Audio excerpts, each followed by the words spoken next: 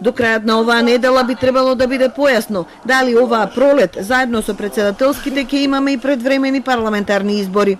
Можен термин е 5 мај, денот кога се планира одржување на вториот круг од претседателските избори. Одлуката треба да ја донесат владеачките партии и да ја одговорат на ВМРО ДПМН, која секојдневно посочува дека избори за нов собраниски состав мора да има.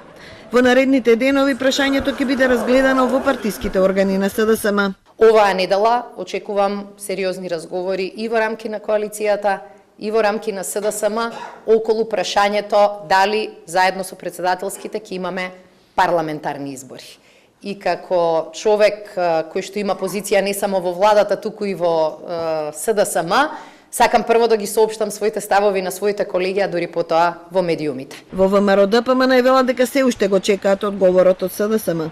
Разбирливо е стравот кој што го има кај нив и бегањето односно обидот за да се избега од предвремени избори. Барем за сега да почекаме да видиме, се надеваме на позитивен одговор во секој случај, а бидејќи сметаме дека народот јасно и гласно ќе изрази својата волја, како што изрази на 30 септември, како што изразува во целиот овој период. Во владеачката партија мислењата се поделени. Дел од раководните лица се согласуваат со меѓународните пријатели дека не е време за нови избори, туку за прикажување резултати од реформите во безбедносната, правосудната и економската сфера.